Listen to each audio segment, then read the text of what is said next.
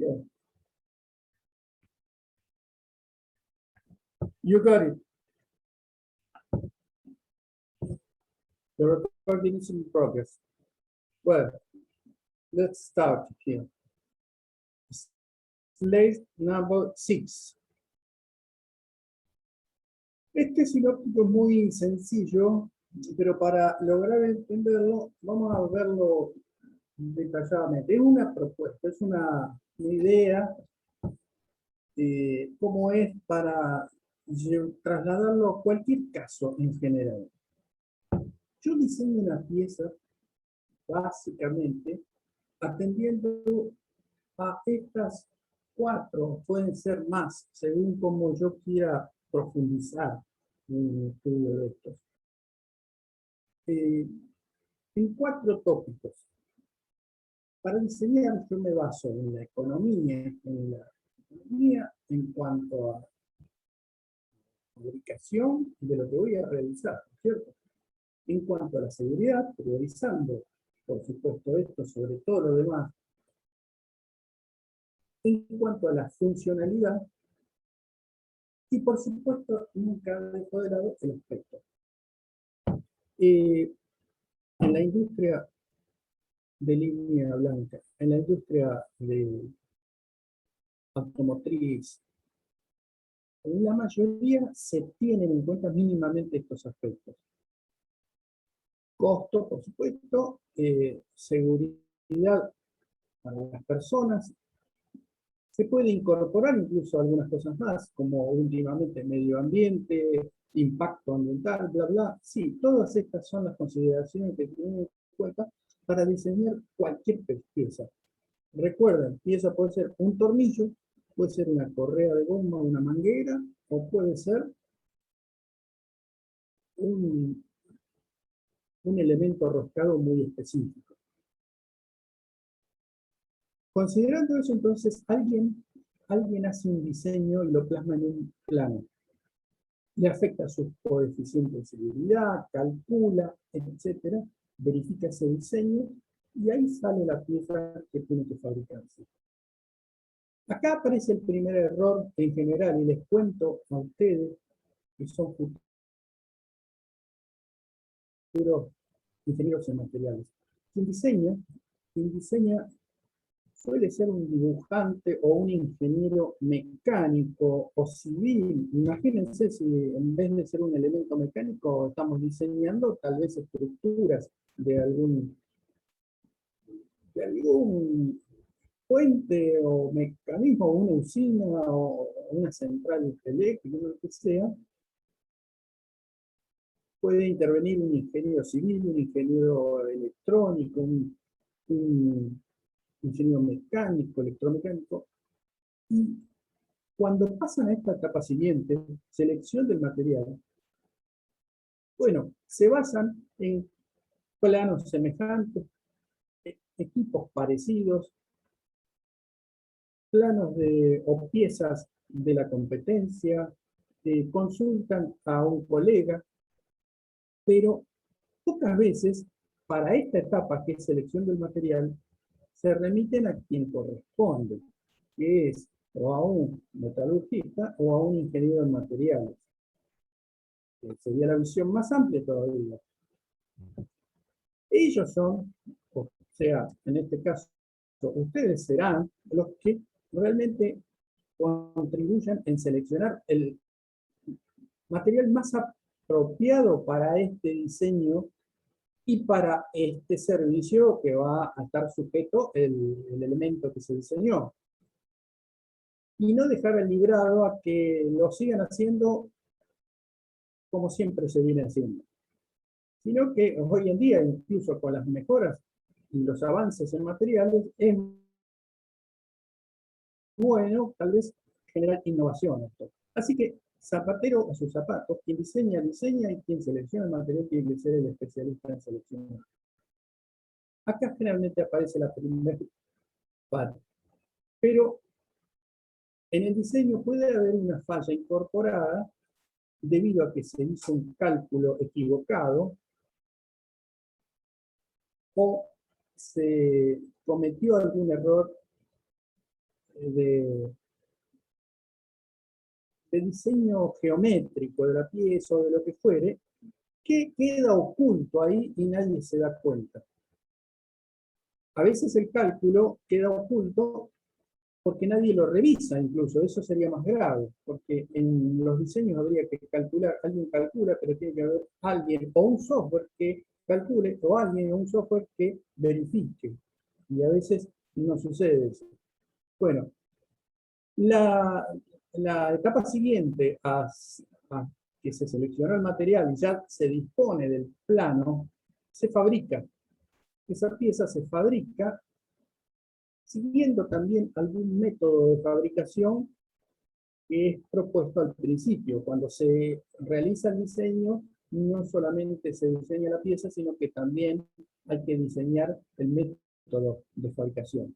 A veces también se lo deja medio de lado a diseñar el método de fabricación, sino que todos entienden como que todos sabrán cómo fabricar esto. Se entrega el plan y chao. Entonces cada uno fabrica de la manera por ahí que más le parece como apropiada. La fabricación, por consiguiente, puede ser que genere algún problema o algún defecto o alguna omisión o lo que fuera que pueda ser causante de alguna falla en ese momento o posterior. Acá hay un ejemplo de fabricación, de algún proceso de fabricación. Puse uno por poner, pero acá pueden haber miles de procesos industriales de fabricación. En algunos de ellos puede ser que exista alguna falla o se genere alguna falla sobre el material que estoy elaborando. Luego de eso, yo tengo una etapa posterior de ensamble, ya que, como dije, difícilmente actúe una pieza sola, sino que va a haber un conjunto de piezas ensambladas formando un conjunto. Pero además, un conjunto de conjuntos formando un sistema. Así que siempre van a haber operaciones de ensamble, donde un elemento tiene que encastrar en el otro, de alguna manera, con juego, con interferencia, con holgura diferente, con apriete, con soldadura, con presión, con pegamentos, con adhesivos especiales, de mil maneras, pero van a haber seguramente ensambles. Y luego, esos componentes entran en servicio, o sea, se empiezan a usar. Una vez que lo estoy usando, ahí sucede, eventualmente, no es que va a suceder siempre, sino que va a aparecer una falla. Vamos a suponer que en servicio aparece una falla. Al aparecer una falla, lo aconsejable es analizar esa falla, que es lo que estamos viendo en esta materia. Yo analizo no solamente para ver qué sucedió, sino que además para ver por qué sucedió. Acuérdense, yo creo que cuando nos conocíamos con algunos hace años atrás, yo hablaba de las W de la gestión de la calidad, que era who, where, todas las que preguntan quién, cómo, cuándo, dónde. Ahí uno pregunta por qué se produce la falla, dónde, cómo, y para qué todas esas preguntas. Porque si yo tengo detectada la falla y el mecanismo de falla, yo puedo también localizar quién es la causa de esa falla y en dónde se produce y por qué se produce y quién la produce. ¿Ven? Ahí están todas las W que van preguntando. ¿Para qué? Para que no se repita. Es decir, si yo puedo estudiar esa falla, puedo de alguna manera buscar las herramientas para prevenir que vuelva a suceder. Esa es la única clave de un análisis de falla. Detectar el problema para evitar el problema. Entonces, por eso, cuando yo hago un proceso de análisis de falla, yo vuelvo a retroalimentar esto. Por eso, análisis de falla retroalimenta todo esto. Yo, con el análisis de falla en sus resultados, yo puedo hacer correcciones en alguno de estos puntos. Más allá de que a mí la falla se me produjo en servicio. Por supuesto, yo miraré si no hay algún problema en el servicio, pero también voy a ver si no hay un problema de montaje, pero también voy a ver si no hay problemas en la manufactura, pero también voy a ver si no hay problema en la selección del material, y por último, si no hay problemas de diseño. Yo retroalimento así y hago más robusta la fabricación de piezas en el futuro. ¿Entienden cómo es el proceso?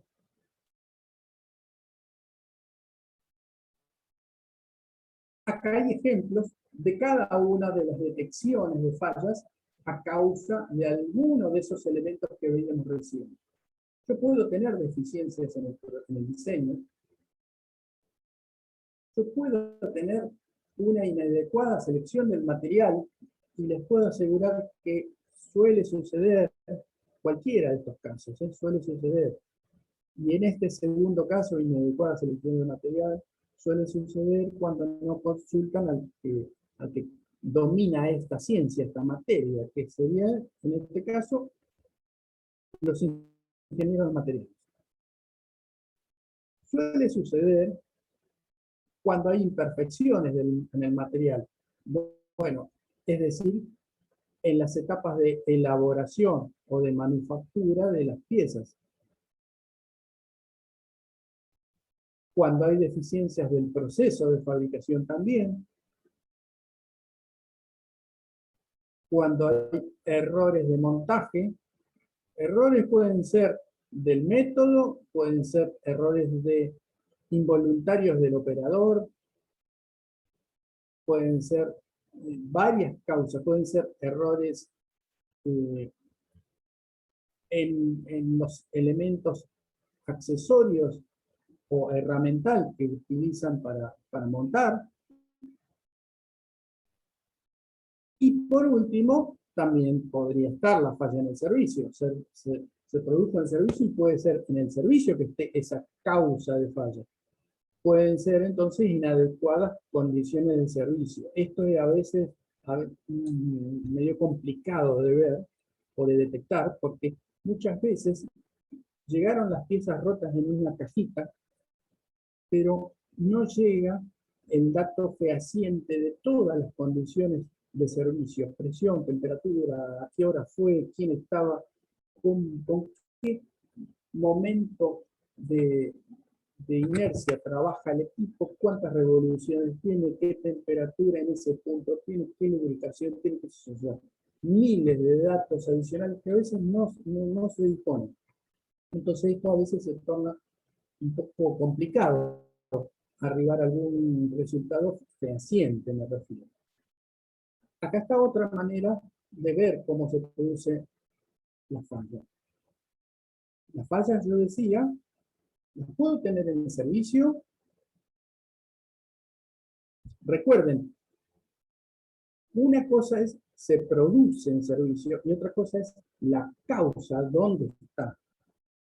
Yo tengo que saber, y eso es más fácil, dónde se produjo la falla, en el servicio o cuando la estamos fabricando. Está bien, eso es fácil de verlo. Lo que es complejo y es materia de esta investigación es justamente dónde está la causa. Buscar la causa es el problema.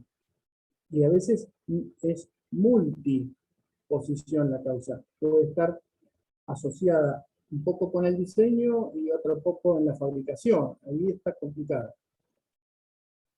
En cuanto a las fallas en servicio, la causa puede estar ahí, o en defectos del material, del proceso, del diseño también, y esas asociadas desencadenar una rotura en servicio. para finalizar, acá está un poquito englobado todo lo que uno debería tener en la cabeza y en el escritorio de trabajo cuando se realiza un análisis de fallo. Yo tengo que valerme o apoyarme en unos cuantos elementos teóricos y fundamentalmente en elementos experimentales. Y después asocio todo. Voy por los segundos, experimentales. Yo cuando tengo que iniciar un análisis de fallas porque me llegó en una cajita de zapatos las 3 piecitas rotas, yo me basaré en algunos, no quiere decir todos, sino en algunos de todos estos técnicas experimentales de análisis. Me voy a apoyar en la fotografía, después vamos a hablar en qué consiste esto. Me voy a apoyar en la metalografía, ciencia tan linda para la investigación. Me voy a apoyar en el análisis químico, en ensayos mecánicos, en ensayos de vida, en ensayos de ciclado, en ensayos de envejecimiento, en ensayos no destructivos. Voy a hacer estudios sobre ese material fallado.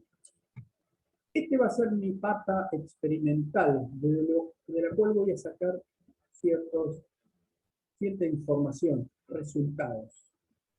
Lo cual tengo que cotejar o respaldar con toda una pata teórica que también tengo que tener en mi mesa de trabajo. ¿Cuál es la pata teórica? Y bueno, algunos de estos elementos yo tengo que basarme justamente en lo que ya saben ustedes, que es la fractomecánica y sus leyes. Para hacer algún cálculo o verificación, me tengo que basar en la teoría de la corrosión, me tengo que basar en la electroquímica, en análisis de elementos finitos, en física, en química, en física del estado sólido o metálicos únicos, llamémosle, en modelos matemáticos, en herramientas de la gestión de la calidad, que me gustaría que sea también una materia objetiva para la carrera, porque es importantísima también. Ya lo vamos a lograr. Y en varias más. Yo con todos estos elementos voy a tener información. Ahí las combino y con unas verifico otras, con otras respaldo lo que digo con otras, y entonces ahí realmente voy a poder encaminar un análisis de falla para arribar al resultado. ¿El resultado cuál es? Decir, esto se rompió por esto, por esto y por esto. ¿Por qué lo digo? Porque lo estoy verificando con estos 3 ensayos. ¿Y por qué digo que es así? Porque la teoría me lo respalda. Más o menos eso es una conclusión de un análisis de falla. Pero hasta ahí llega la conclusión. También tengo que decir cómo puede hacer quien tiene el problema de la pieza fallada para evitar que le vuelva a suceder. Entonces yo, además de las conclusiones que dije recién, tendría que decir, mis recomendaciones son, modifique esto, cambie aquello, lleve esto, haga lo otro. Ese combo es lo que se informa cuando uno cierra el circuito del análisis de falla. Y después emite el informe final y por otro lado la factura. Terminemos acá.